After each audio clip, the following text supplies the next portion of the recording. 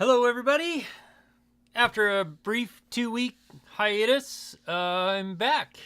And yeah, feels good to be back. So hope y'all are doing well. Tonight is going to be mostly questions and answers about the Mini 3 Pro because I've had it now for a week and a half, 2 weeks, I guess. And I've been using it a lot. So it's lots of fun. And the remote, the batteries. And Freewell sent me their ND filters for it, so I'm going to start testing those. But beyond that, we can talk about lots of other things too. I picked this up today. This is the SM4, but this lens is the 16 to 35 FEG lens. It's the power zoom lens I just picked up today, which is I'm excited to test. And I've been looking at getting something like that anyway. So, yeah. That's, yeah, other than that, I've been traveling a lot. I have a crap ton of videos that I got to edit, film, edit, and post. So get ready. There'll be a lot coming on my channel next week. So, hope you're all doing well. It's been 2 weeks since I've been able to stream because of my travel schedule and stuff, but it's good to be back and hope, and hang out here with y'all. Excuse me. That being said, if you have questions about the Mini 3, now that I've been using it for a couple weeks, ask away in the chat and I will answer them as best I can. And yeah, I'm putting together a whole video about it still, like focused on it. Arizona Dro Dude, my audio is exactly where it always is. So I'm sorry, I can't. I mean, I can turn it up a little bit, but it's going to start overdriving pretty soon. Unless somebody, although the truth is, like, my kids have been in here messing with stuff, and I have a feeling they, let me see if I can get it closer without blocking the view. There, we'll try that. Anyway, yeah, now it's peaking. So, there we go, somewhere in there. Yeah, hope you all doing well. 107, how do I, let's see, okay. Max Air, good to see you. Hope you're doing well. 107 Jones, Alaska VFX, Cryptoman, William, Stan, Brent Rail, Michigan. I was in Michigan, Brent Rail. I was in Michigan last week, hanging out there on the shores of Lake Michigan. And you want to see where I was? Yeah, I might not say where I am for now, but yeah, you have some beautiful, beautiful spots there. JK, Shutter Speed Ireland, hey. And JSK, T-Bird FPV, good to see you. Lynn, let's see, Drone Shots, hello. Sam IM, Kevin Wells, good to see you. And yeah, I think I've kind of caught up. Arizona Drone Dude. Yeah, so anyway, hey Jimmy J. So, yeah, ask questions away about the Mini 3 or whatever, you know, whatever else. Tomorrow, I'm going out to film ice climbers in a helicopter again. Seems to be the thing to do.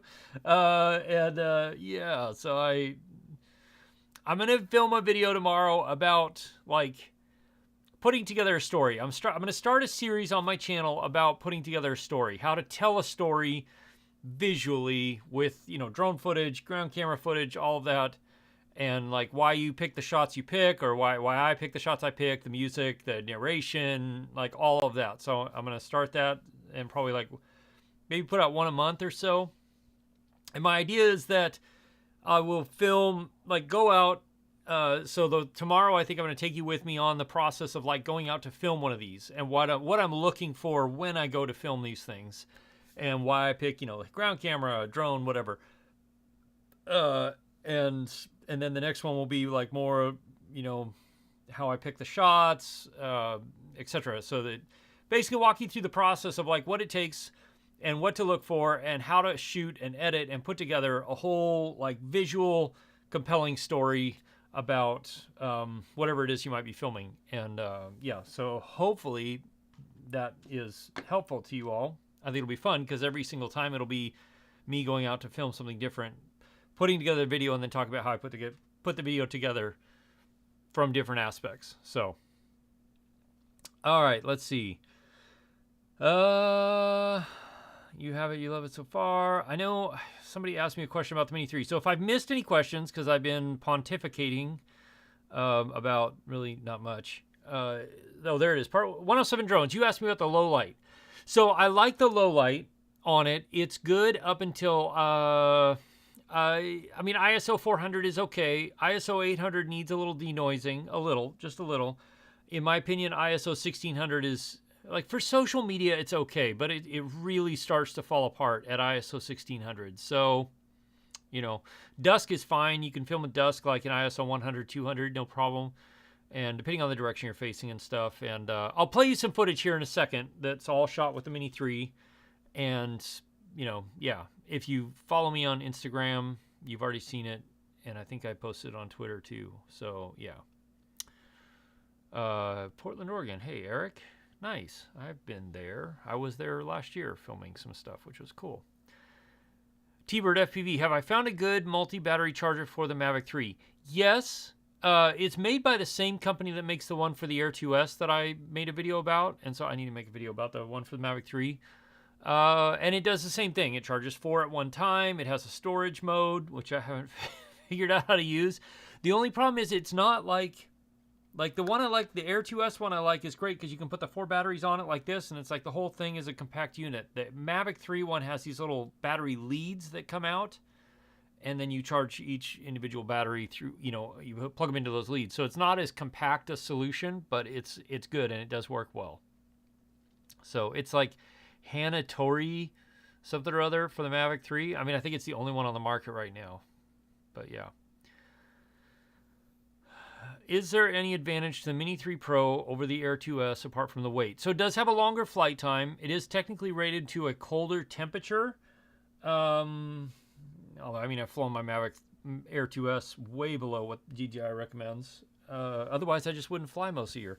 So longer flight time. I feel like its tracking modes are a little bit better. Like, I feel like the active track and the APAS in this is a little better than the Air 2S, which shouldn't be surprising. The Air 2S is a year something old now, so yeah. Hey, Fly Zone, what's up, man? I wanted desperately to get together with you this last time I was in Chicago, and I thought I had a day where I could do it, and then it turned into a 14-hour workday, so... And it was the day it was really hot. So... By the time that day was done, I was fried, and it was late, and yeah. So, let's see.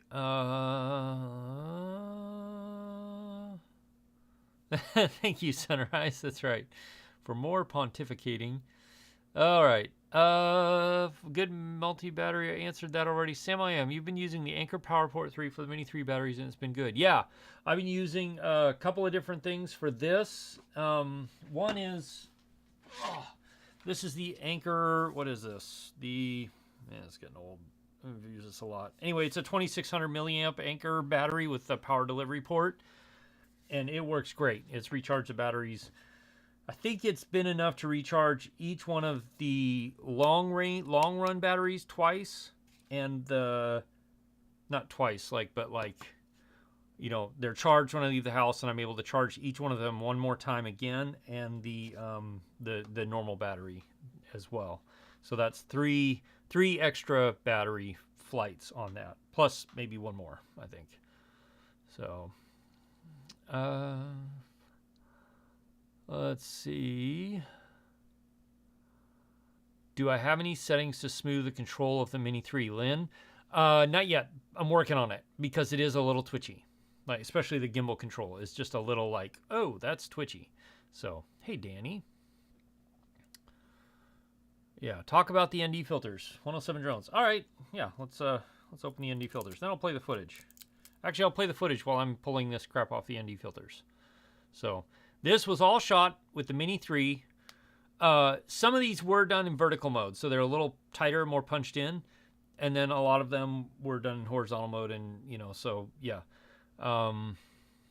Anyway, yeah, this is all shot in the Mini 3.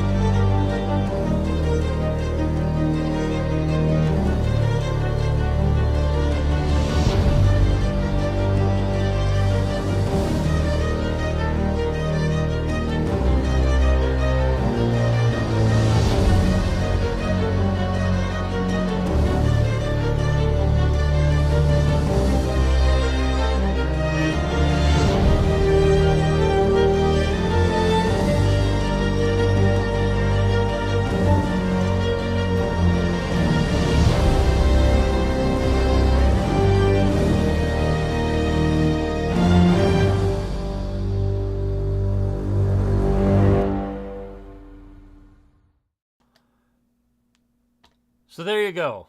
All filmed on the Mini 3. And none of it with ND filters. So some of that, like the waves and the night, the sunset stuff with the waves was filmed in 4K 60. Let's see, anything else? The rest was filmed in 4K 30. And then the hyperlapse obviously was a hyperlapse, which I'm going to do a whole video about how to do hyperlapses, because one of the jobs I just did was basically creating a bunch of hyperlapses for like promo reels for a TV show. And I learned a lot in creating hyperlapses. So I'm going to do I'm going to do a video about how to create great hyperlapses. So yeah, anyway, Can I make a golf course epic, Brian? Hey, we made that golf course look good. As good as, you know, you could make a golf course. I wish I had some of that footage, because we did make it look good. Made it look good. Anyway, so these are the ND filters from Freewell, which you probably won't be able to see. Let me light them so you can see them. There we go. Lighting is everything. And then they also sent me these, which are, what are these? These are like, these are polarized and ND filter combo. And then this has just a UV filter in it. All right, so, yeah, this set comes with, what is this? ND4, ND8, ND16, ND32, ND64, and ND1000. Great for hyperlapses, that ND1000. And then this has a ND 4, 8, 16, 32, 64, and a circular polarized filter. These are all polarized ND combos for the Mavic 3, the Mini 3. And I'm so excited because the Mini 2, you had to like latch this thing over it, and I hated it. It drove me crazy. I know the next time I'm going to use this probably needs an ND16. So, but the nice thing is, with this, they redesigned the gimbal so it actually like clicks on, and there you go, all ready to go. So I can't wait to go out and try these, particularly because then I can get even better looking footage than I've already gotten, which is, I know, difficult to imagine for some, but so I want to play this video again, and I want to talk a little bit about it. I'll talk through it. Let's see, did I miss any questions? Nice shots. Thanks, Jackson Drones. Does the gimbal tilt on the Mini at high speeds? No, because the gimbal on the Mini 3 can tilt basically like all the way up to there, there's no way it's going to interfere. The drone is going to interfere with it at high speed. So I've never had an issue with it, because it will up tilt at up to 60 degrees up tilt. So this, I'll turn the music down so you can hear me. Anyway, this was shot. This is all 4K 60 FPS. And these were actually vertical shots, so it's super cropped in now. That was a vertical shot. This was that was a horizontal shot, so I really was that close to the waves. And then this was a vertical shot here, 30 FPS. That's a photo that was actually taken in vertical. That's a vertical shot, which is why it's so cropped in. And then hyperlapse is done in regular photos. That was sunset. Yeah, this was sunset the first night. And this was super windy. It was insanely windy. That was windy too, actually. I'm impressed with how much wind this thing can handle in the things that I've done with it, because most of the times I've been flying it, it's been pretty strong winds, like easy 20, 25 miles an hour most of the time, which is right at the verge of like what's even fun to fly in, because it just is hard. And so one of the things I really like, I don't know why the video's off center or, you know, out of whack like that. Sorry. But one of the things I really like about those shots in particular is you have this drastic contrast. You have these walls of ice in the glacier those are 200 to 400 feet high, depending on which one I'm showing you. And then you have these towering buildings in Chicago, which was just kind of I thought it was a cool thing. It's, you know, just, I found it interesting. So, yeah. Sam, I am. So I've had no issues with fogging. I don't understand. So, like, people are talking about the range. I've flown this out to 4,000 feet away, which, I mean, it is really difficult to see at that distance. And it's been fine. No problems. It doesn't have the same, what's the word? So it has the range. It definitely doesn't handle, like, obstacles as well, like flying behind trees or something like that. I notice it struggles a little more there. And I don't know if that's because I haven't tested it. I don't know if that's just partly the way this controller is designed, or the way the antenna is. Because if you look on most DJI drones, they have a little front feet that come down. Those front feet are actually antennas. So you get this nice vertical antenna. I don't know where the antennas are on this yet. I would assume they're like in the legs horizontally or something, but it definitely is changed the way it operates a little bit from previous versions. So yeah. Semi-am. Yeah, I haven't had any issues with fogging, and I've flown in colder temps. I mean, not obviously winter time, but I've also flown in some very humid and very hot temperatures as well. Let's see, what else? Did I miss any questions? If I missed any questions, let me know, because I'll definitely answer them.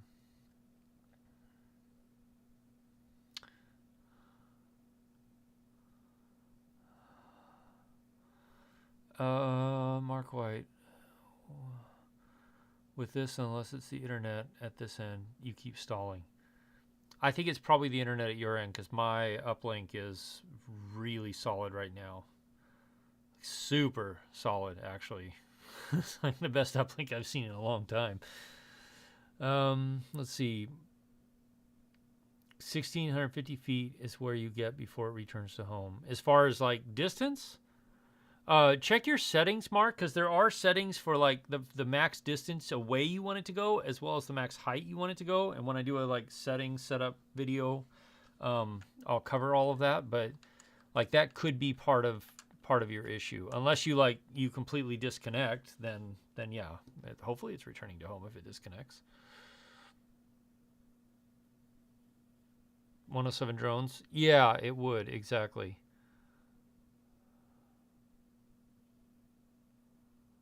Oh, interesting. Actually, Sam, it would be the other way. If it doesn't switch from 5 gigahertz to 2.4 gigahertz, that's where you'll suffer with range, because 2.4 will go further. The distance on 2.4 is better than 5 gigahertz. 5 gigahertz will get blocked easier by trees and stuff like that because it's a shorter wavelength. But thanks, FlyZone. I thought you might appreciate those. It was a lot of fun. It was a lot of fun going out and shooting at night. I was down at the Pingtown Park a few times shooting some sunrises, sunsets there, which was a lot of fun. And yeah, the lakefront and stuff like that. It's really fun. Danny, yes, you can. You can use the regular, the controller that came like with the Air 2S and the Mini 2. That controller can be used with the Mini 3. Leave it on dual. Exactly, FlyZone. It should switch automatically to between 5 and 2.4. So, yeah. James Smith Films. Has anybody found the 35 to 150 for email lens yet? You've been waiting since March from B&H. Dear Lord, I'm so sorry, brother. No. I've been talking to my local camera shop, and they are not really able to get any either. So it's kind of a worldwide issue right now. I think it's a combination of, one, that lens is spectacular. Tamron did an incredibly great job with that lens. It's just absolutely brilliant. And then, obviously, the whole world is still having issues with manufacturing and shipping and logistics and all that, and sourcing the electronics for stuff like that. So it's rough. Brighton, Colorado. Hi, Markel? Sorry, Marcel? I don't know. I'm probably butchering it. I'm really tired. I was up for 24 hours yesterday traveling back to Alaska. And I still, my body clock is just like, you wake up at 6, regardless of what time you go to bed. So I woke up at 6 this morning, and yeah, been going since. Have to find the video, but in congested city environments, 2.4 has more interference and doesn't switch. This is where most complaints come from. Yeah, so if it 2.4 is there's too much interference with 2.4 and it's staying on 5.8, then you will get better link quality, but you just can't go as far. You can't go as far on 5.8 as you can 2.4. It's just it's science. It's science, kids. It's yeah, it has to do with wavelengths and all kinds of other stuff. So, but the lower in frequency you go, the further distance it's able to be transmitted at the same relative power sort of thing. And the lower frequency you go, the more difficult it is for things to block that frequency. You know, yeah. That's why, like, submarines use VLF, very low frequency radio transmissions, because they can transmit through water and be picked up for long distances and stuff. So it's also why it's much more difficult to block low frequencies in music than it is high frequencies. Same principle. So, all right, there's a science lesson for the night. The furthest you got to 2,500 feet, 180, 200 feet altitude, and turned it around. Eric, yeah, I mean, at 2,500 feet, it gets really hard to see, doesn't it? Like, it gets really hard to see. Hey, Mark White.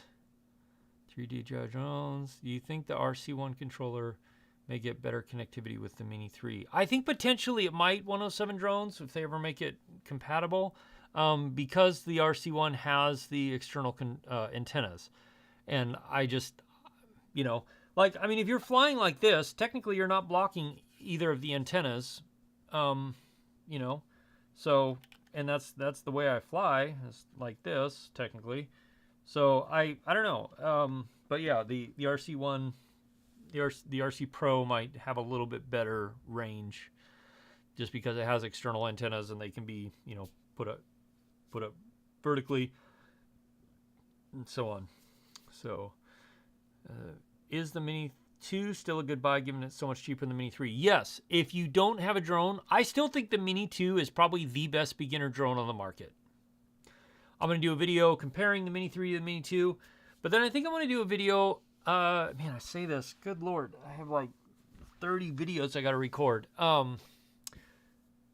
Basically showing, like, if you really need to upgrade, you don't. And I say this being a guy who, you know, obviously makes some income based on what you all buy through affiliate links and stuff. To a certain point, and this isn't the case always, but to a certain point, it is less important the tool you use than your skill set, if that makes sense. I mean, it's relative, but to a point, like, the tool is not the limiting factor. It is the skill set you have. So I always encourage people to develop your skill set before you go out and upgrade and buy something new, because, you know, I mean, yeah. Put a cinema camera in the hands of, you know, somebody who doesn't know how to use cameras, and you probably arguably get a much worse effect than if you just hand them a cell phone and tell them to go out and point and shoot. So, assuming they could figure out how to turn the cinema camera on and dial in the settings, then you know, that might be part of the issue too. So, hey, Paul Feinberg, welcome to the stream, man. Oh man, I just skipped way down and I missed a bunch. Scott W, yeah, when the Mini 3 is like 30, 40 feet away, it basically, you don't hear it. It's super quiet. It's insanely quiet. It's just fantastic. So yeah. Quinn City, I think it would be good to start with overall. Good. I would probably lean more toward the Air 2S if you can afford it, just because it's a little bit better. Yeah. Kevin Wells, thank you for the super chat. I'm sorry, I just got to it. Ready to go into a baseball game, visiting friends to see the game. Envy where you live. Can't do it anymore. Hate being old. Love the videos though. Beer time. I'm sorry, Kevin.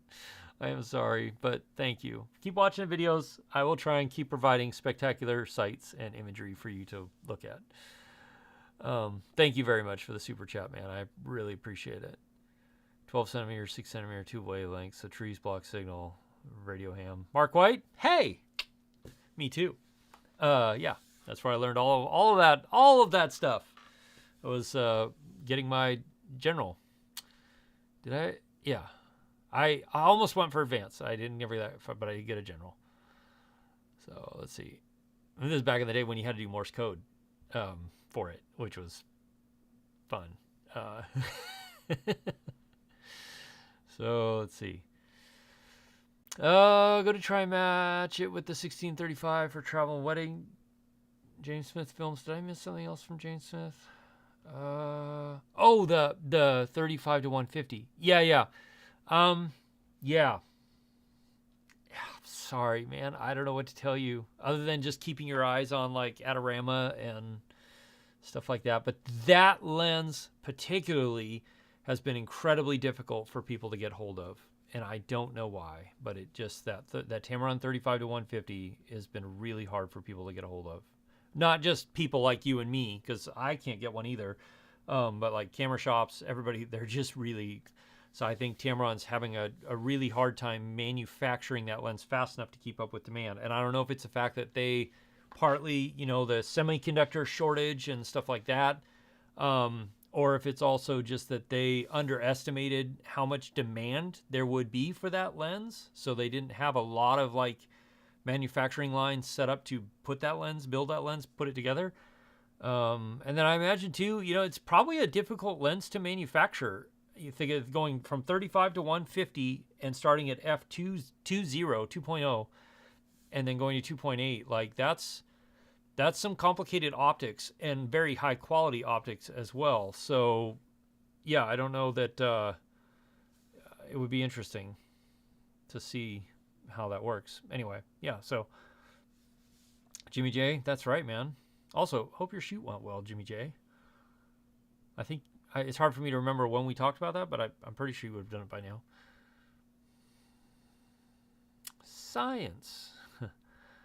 All right. Jess Noble, are Jevin Dovey and I friends? Yes, we are. In fact, we're going to be hanging out here real soon and doing some more stuff together, which I'm looking forward to. It'll be fun. I got to see if I can top our last trip together. That was a lot of fun.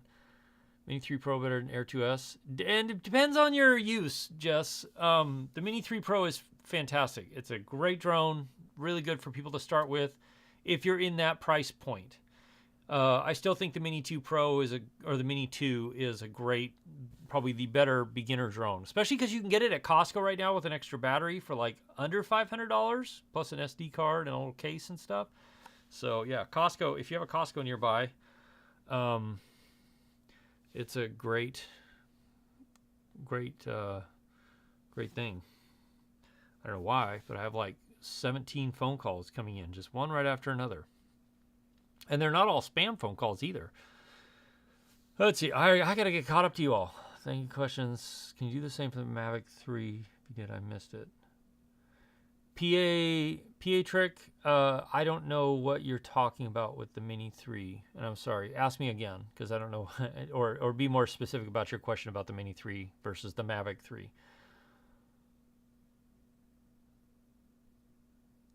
Exactly, T-Bird. That's right. Exactly right.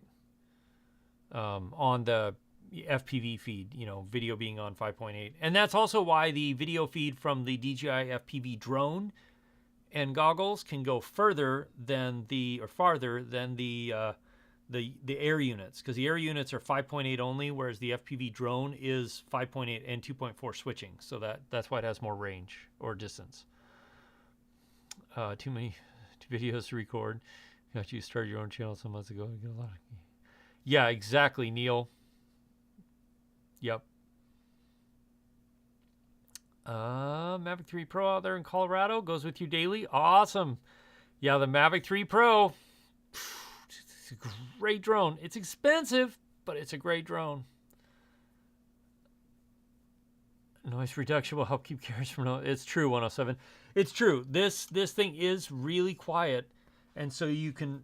And like the beach shots, I mean, there were a lot of people around, so I was having to get creative about how I would get out over the water to film. But the nice thing was, I put it up in the air, go up 50 to 60 feet, and you couldn't hear it anymore. So it wasn't drawing attention to itself. And then I had to like find a pathway through the people, so I wasn't flying over people to get out over the water and stuff. But yeah, it's really nice that way. So I'll be doing more videos about it. I promise. I'll be doing more videos about a lot of stuff. Apparently, I promise more and more every time I say that. But apart from the top speed and the wind issues, which are probably the only things I don't like about this drone, is that it can't go faster than like 36 miles an hour, maybe 37 in a really good day. The battery overload issue does happen here and there, where like it's hard to go sport mode and film for very long, especially in warmer temperatures. But just in general, like it just still goes battery overcurrent a lot. Maybe that's something DJI can refine with firmware. I don't know. So that, and then just how much it moves around in the wind, and you can see it in the footage when you're close by something, which is the same problem with the Mini 2. I do think that this drone with these long run batteries it's probably going to be the drone I take with me for most stuff. The footage out of it's fantastic. It's small enough. It saves a lot of weight on my back for hiking, which is great. And then with the tracking ability, it really kind of covers everything I need for YouTube and stuff. Now, client stuff, any sort of, production stuff, Mavic 3, Inspire 2, etc. Obviously, that's what I'm going to be using. But for video stuff on YouTube, social media and stuff, I am really impressed with this little guy. It's doing a great job. ND filters. What was that? Oh, there we go. Quinn City. Would I recommend ND filters for this drone? Yes, absolutely. I would, and I would recommend the Fly More Plus pack, but remember that puts you over 249 grams. So if you're in Canada or other places, it's more beneficial for you to stay with the smaller batteries and just get more batteries. But for here in the US, it costs $5 to register your drone. You still have to obey the same rules. It's not a big deal. So yeah. Recovery One drone. Jevin and I tried to make that happen, and unfortunately my work schedule just did not allow it. But we had narrowed down some dates, and we were talking about what we were going to do, planning all of it out, and then I got a call from a production I'm part of and had to go do it. So but it was very close. Like I was getting ready to buy tickets to come down and hang out with him down in Southern California, which would have been fun. Mobile Homer, Tennessee, love your shots, thanks. Do I get my beautiful sunset colors in post or as you shoot? I don't do much post, but the nice shots do get some nice shots. So I do film in D-Log with the Air 2S. I film in D-Cine-like with this, so I can color grade in post. That being said, I don't do much other than just make it look what it looked like to me, to my eye when I was there. So, yeah. Let's see. No idea of friends. Awesome. Figure you two. Yeah, and Jess, that basically came about from when the Mavic 3 was getting ready to launch a little bit before then. He and I mean, we've chatted back and forth on like Twitter and stuff for a while, but that launch specifically, he wanted to come up here and do something. Well, he wanted to do something out of the ordinary for it, and so we talked about him coming up, and then hung out for a week, and we've got to be friends. So, yeah. We're going to get ready to hang out for a few more days. I will say this, anytime he and I do hang out, it's an intense, power-packed few days. Like we go from early AM to late PM for days straight, just to capture and film everything we can possibly film and do everything we can possibly do. And then I think we both get done and we're both just like, oh, thank God that's done, because we're both pretty tired. But it's a lot of fun and totally worth it. Let's see. Just so you'd like to use the Air 2S on wildlife and outdoors. So which one would be better for the outdoor? Well, you've got to be careful with wildlife. You don't want to spook them. You don't want to like chase them or harass them. This I feel like would do better with wildlife. It has a little bit narrower field of view. You can crop in on the sensor, the digital zoom, and it's just so much quieter. I feel like it's less threatening to wildlife. So, yeah. Other than that, like I haven't flown in the rain or anything, but most drones shouldn't be in the rain. So, wondering if the Mavic 3 still does those unexplained crashes since the updates, like it did with your Skydio comparison. I haven't had it do anything lately, Patrick. Is that really your trick? Yeah, okay. It's been pretty solid. I don't use active track and those features very often, but the obstacle avoidance does work. I think it's improved. To me, it was an issue of I was filming in 5K, 4K 30, right? 4K 30, 10-bit, with active track going and obstacle avoidance. And I think what was happening was it was just too much for the processor to handle, especially when it started getting those really, I mean, that's a really challenging environment anyway. But so I feel like a lot of that was just because the processor would just kind of freak out, because you've had active track trying to track me and saying, go here, follow this thing. And then obstacle avoidance saying, don't go anywhere. There's trees all over the place. So I mean, I've really pushed it to its limits. So I don't know. Hey, Bob, Casey, Ariel. What's the realistic flight time with the extended battery? 36, 37 minutes, 38 minutes, maybe depending on conditions. That's about what I've been getting. So about the same as the Mavic 3. Pretty good. Obviously, conditions change that, make it, one way or another. So, but yeah, it's like 30% more flight time. So you figure you're like 20-something minutes with the regular one, you're 30-something minutes with the other one. Is that 20? I guess it'd be more like 40 or 50% more, right? Anyway, it's like, yeah, 30-something minutes. 36, 37, 38 minutes, depending on conditions. Mark White.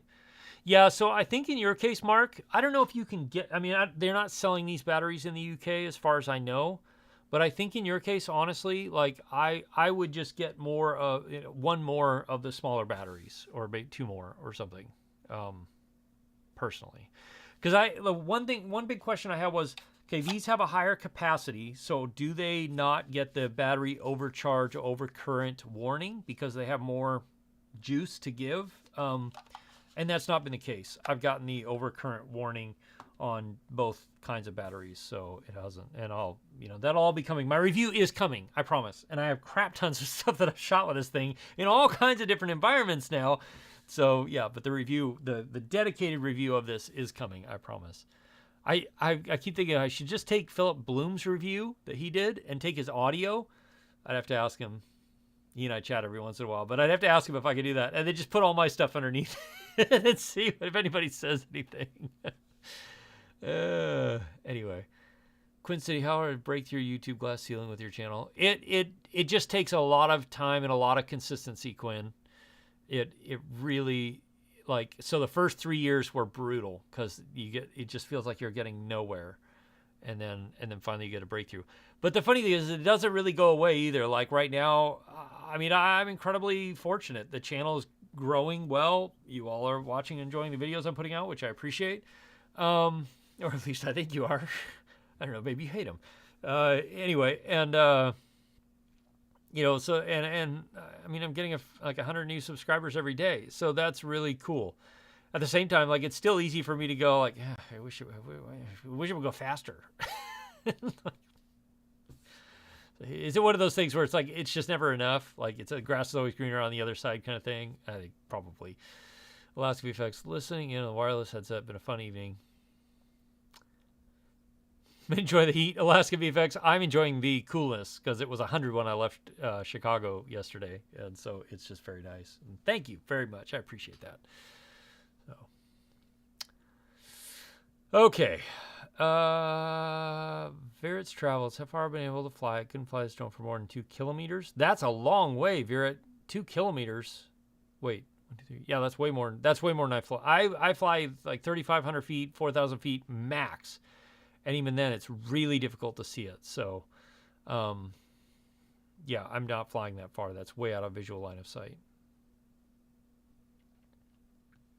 That's like 6,000 something feet. 7,000 feet. And yeah, I know other drones will go that far, but why? Like, it's, yeah, anyway. Mark White, you got the EOS 35 to 105, 100 to 300 amongst others. 310, very nice, Mark. Very nice.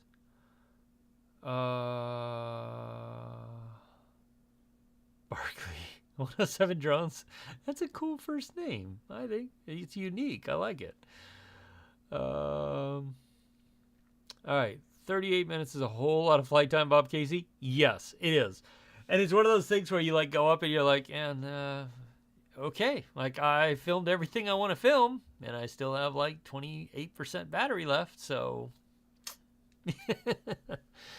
so yeah, the extended range batteries, the 47-minute flight time batteries, put it over the weight limit, but they do give you a fair bit more flight time per each one.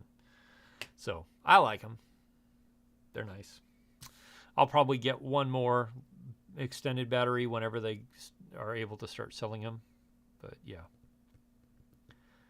107 Drones. Is there something I would like DJI to improve on the Mini 3? Yes, there is. I would like them to give us control over cinematic mode, which I hear they're going to do, but I would like to be able to dial that in so that it's just ridiculously slow. Yeah. Other than that, I think it's pretty dang good overall. There's a little bit of like sometimes, and again, remember I'm pushing this thing probably beyond what it should be pushed in just because I wanted to test it. So I've flown it in really high winds and stuff like that. It's done well. It's just, it's one of those things. You have a super small and lightweight drone versus really strong gusty winds. Are you going to expect this perfect, pristine, smooth footage? Yeah, you shouldn't. I mean, if you get anything usable, that's pretty good. So, yeah. The only thing I do wish there had been a cooling fan in there of some sort. But I understand, again, they can't do it with the weight. So it just is what it is. I have a little fan I stick on here, like when I do updates. I have a little fan that I use for when I'm working with electronics that is a little blower fan. Puts a bunch of air through there, and it's fine. So, yeah. I think one time I stuck it in the fridge because it was getting hot while I was doing an update, and I didn't have that fan with me. And so I stuck it in the fridge, and it was fine. Yeah, I know, it's weird. It's weird. Anyway, based on flight time, what SD card would I recommend? I would get a SanDisk Extreme Pro 128 gigs or a 256 gigabyte, either one of those. But I use the 128s because I have a ton of them. So actually, I can show you. Anyway, that's what I recommend. That's kind of been my go-to card for a while now. It's these ones here. See if I can get the camera to focus on this and get a little light on it. Oh, come on. Those ones right there. 128 Extreme Pro, SanDisk Extreme. SanDisk Extreme 128 V30. Those are the cards I use in almost everything. And they're really great. And they're not too expensive. So, over Sam I am. Yeah, and that works. For me, I it was great.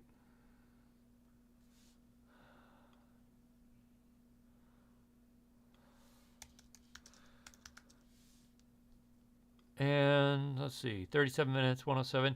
Yes. Oh, so 107, you do bring up a great point, though. Out of sight, film, get home safely.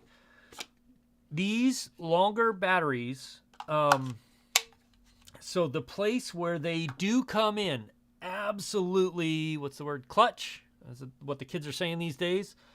God, I feel old.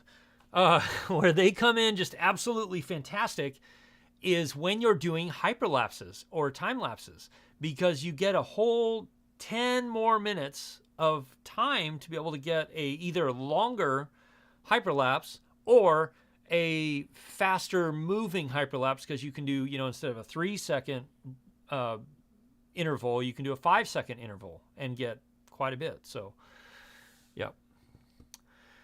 Do I notice that the Mini 3 lands weirdly when you're really close to the ground? Mini 2 is far smoother, Steve. No, I haven't, because I literally have not landed it on the ground.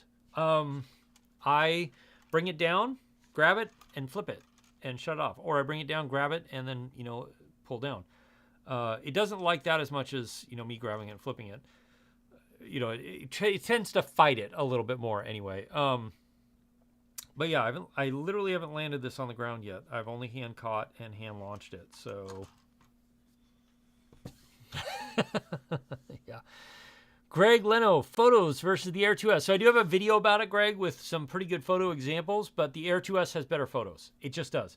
The 48 megapixel thing is a quad Bayer sensor, so it's, it's basically taking the 4 pixels or the pixels, which are made of, oh my gosh, it's really hard to describe, but it's dividing the sensor up in 4. So it's, yeah, you get more pixels, but it's not like better quality pixels. The Air 2S has better quality photos out of the drone. It does. Somebody's arguing with me about that in the comments, not here in the chat, but in comments on my video, and I'm like, I don't know what to tell you. They're telling me I'm wrong, but whatever. So hey, MR Fridays, how you doing, man? Long time. Yeah, all's well. I hope all's well with you too, man. Let's see. With the last update, monitor temperature, the hottest it got was approximately 85 degrees. Would you consider that hot? No. That's not hot at all. I mean, I would consider like 150 getting to be a little dangerous, but yeah. Paul Feimer, clutch. It's what all the youngsters say these days, right? Clutch and crispy and cinematic. Let's see. Sometimes you get home, throw your Phantom video up on your Mac or TV, find something you don't caught I wasn't expecting. Similar surprises, memorable ones. John Hudgens. I have caught some interesting things. I have to think about it. Well, one was the whale. So if you look up a video on my channel called Seward 2019 or something, or I don't know what it was called. Anyway, or it's like Alaska 2019 maybe. I think that's what it is, Alaska 2019. Anyway, I was out hovering looking at the fishing boat, and all of a sudden this whale popped up right underneath the drone. So I noticed it right away. It's hard to miss a whale. But yeah, it's really cool. So that's probably my favorite, most memorable one. Because, you should keep your distance, but then, like, if it pops up next to you, there's nothing you can do about it. So, yeah. 107 drones, I have not used the Insta360 Sphere on the Air 2S. They didn't send it to me. I haven't used it, so, yeah.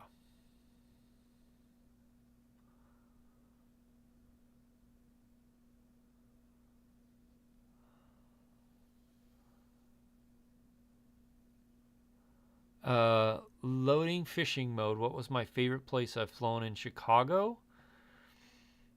We flew at the North Beach. We're filming a commercial for a major brand that I can't say yet what it was.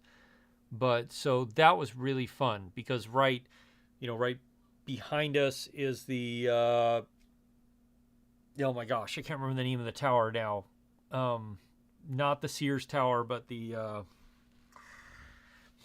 Fly Zone. Are you still in the chat? You could help me out. I can't remember the name of the big tower that's right there. It's like dead center from when you're up at the pier on the North Beach. Anyway, whatever that tower's called. Obviously, I don't live in Chicago, but that was the Hancock. Yes, thank you, 107 Drones. The Hancock Tower.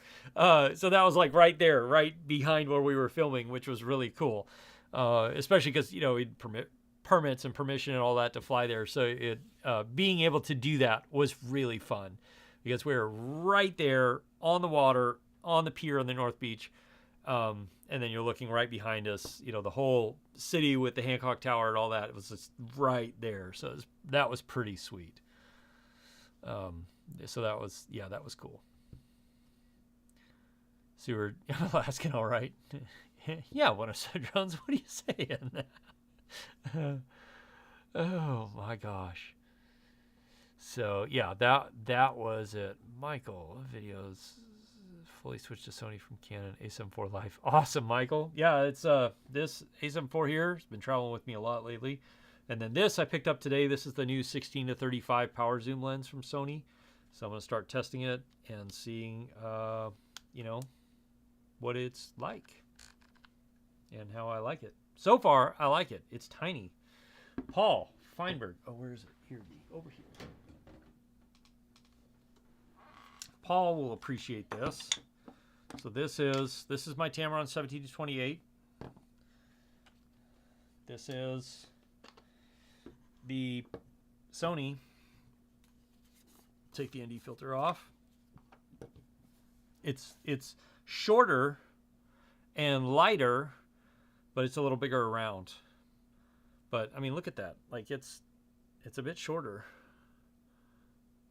and definitely lighter. So Yeah, Sony's done a great job. Now, obviously, it's f4, so it's a whole stop of light less than that at f2.8. But I'm curious to see how the image quality stacks up, because from what I've heard and what I've seen from other people is that the image quality is sharper and better overall. So I may be selling my Tamron 17 to 28 on Gear Focus here soon. And by the way, this is the 24 to 105. This lens is a beast lens. I have used this, like, this has not been off of my camera in probably 6 months. This has been the lens I've been shooting everything with. I mean, just love that lens. It's great.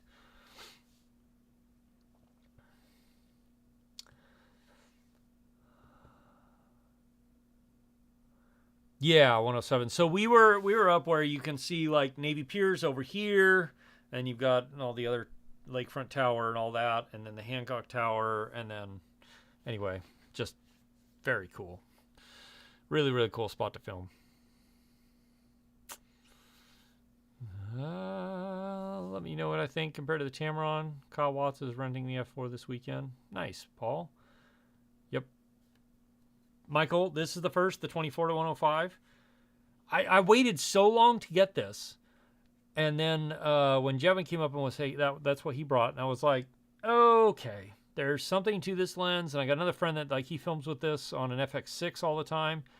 And so then I was like, all right, fine. It's on sale. I'm going to get it and try it out. And I did my review and all that. But yeah, like this, it's a fantastic lens. It's just absolutely great. Thanks, Max Air.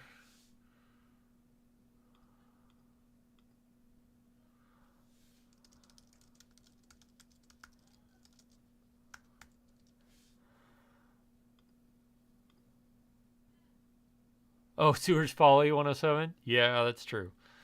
They wouldn't know. Yep. The U.S.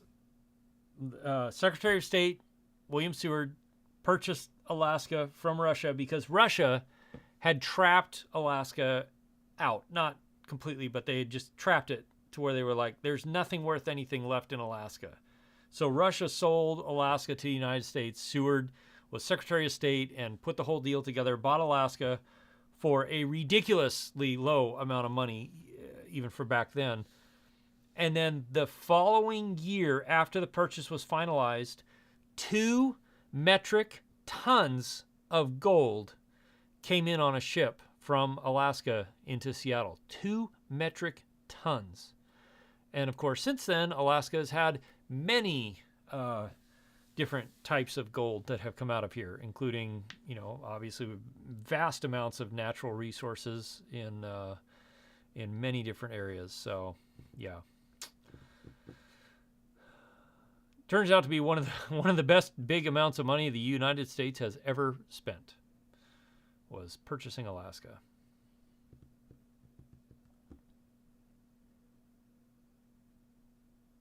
Plus, I get to live here, and it's cool, and everything looks amazing.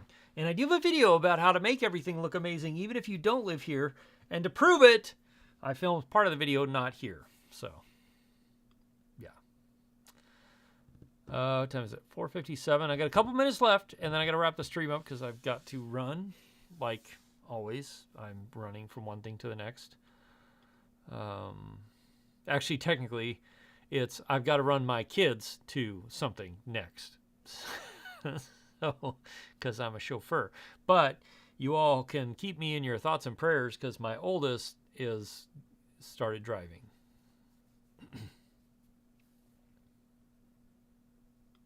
So the white hair you see me having now is about to get like a lot more. A lot more white hair is coming. I have a feeling. So, yeah. Mark White, not forgetting he's responsible for ice truckers. I know, just think about the amount of TV shows that have come out of Alaska alone. You've got Gold Rush, you've got Life Below Zero, you've got Homestead Alaska, you've got Ice Road Truckers, Deadliest Catch. I mean, Yeah, and then we're not even talking about like the seafood that comes out of Alaska, or the minerals that come out of Alaska, or the oil that comes out of Alaska. Although admittedly, there's less oil coming out of Alaska now than there used to be. But yeah, lots of gold has come out of Alaska. Lots of gold. And, you know, plus, I mean, if you're going to go see some spectacular imagery and places on planet Earth, Alaska has a lot of them here. It's pretty cool. Sarah Palin. Yeah, we'll move on from there. Brad Carger is about to. Yeah, I know. I'll be on here going. I'll be on here begging for super chats so I can pay for car insurance. Oh Lord. Yeah. Stairway to Heaven, Greg.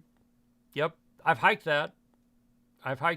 And let me tell you what, when you hike it with a 50 or 60 pound backpack on, and then you realize the fact that everybody who hiked that, Stairway to Heaven is, I have to run just a tiny bit longer so I can explain this to you. For those of you who don't know, when the gold rush started in Alaska, there was a trail from Skagway up over into the Yukon, into Canada, which was the route people would go, and then they would build boats on the shore of a lake there and then float the Yukon River down and find their gold claim and all that.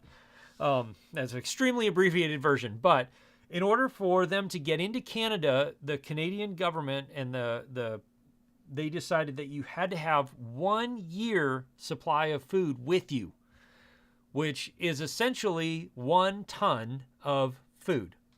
So anybody going up there had to carry all the equipment they were going to take with them to mine gold and 1 ton of food. And the Stairway to Heaven is the last bit before you get up to the top of the Chilkoot Pass, and then you go into Canada. And it is literally just like this. And you can see pictures of it where it's just a line of people going up the side of this mountain. If you look up the Chilkoot Trail, which is spelled Chilkoot, Chilkoot Trail. And yeah, pretty wild what people used to do. Just absolutely insane.